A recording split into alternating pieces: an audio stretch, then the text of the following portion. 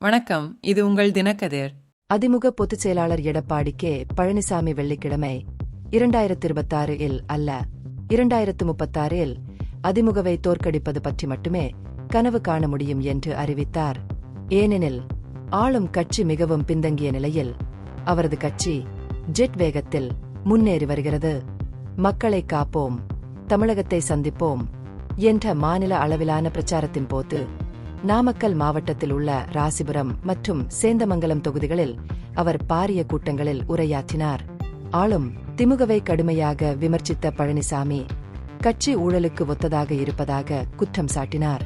முதலமைச்சர் ஸ்டாலின் தமிழகத்தை ஒருபோதும் தலைகுனிய விடமாட்டேன் என்று கூறிய நிலையில் தேசிய அளவில் திமுகவின் கடந்த கால தவறுகள் ஏற்கனவே மாநிலத்திற்கு அவமானத்தை ஏற்படுத்தியுள்ளன என்றார்.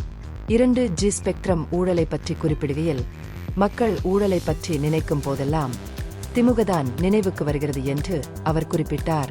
கடுமையான நிர்வாக தோல்விகள் என்று அவர் அழைத்ததை எடுத்துரைத்த பழனிசாமி 27 கர்ப்பிணி பெண்களுக்கு தவறான ஊசி போடப்பட்டதாக கூறப்படும் சீர்காழி அரசு மருத்துவமனை சம்பவத்தை மேற்கோள் காட்டினார்.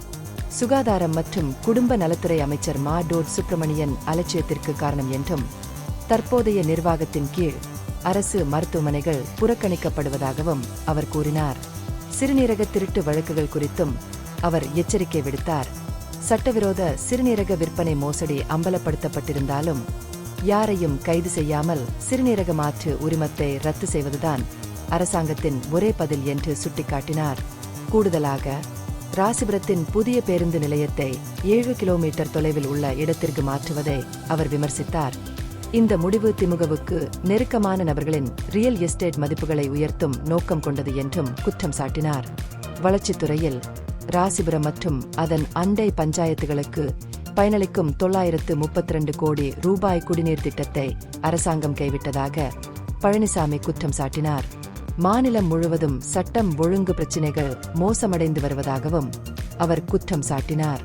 கல்வியை பொறுத்தவரை நீட் தேர்வை ஒழிப்பதாக அளித்த வாக்குறுதியை காப்பாற்ற தவறியதன் மூலம் திமுக மாணவர்களுக்கு துரோகம் இழைத்துள்ளது என்றார். இந்த பகுப்பாய்வு நுண்ணறிவுள்ளதாக கண்டால் முக்கியமான அரசியல் முன்னேற்றங்கள் குறித்த கூடுதல் புதுப்பிப்புகளுக்கு லைக் செய்யவும், ஷேர் செய்யவும், சப்ஸ்கிரைப் செய்யவும். இது உங்கள் தினக்கதிர். நன்றி.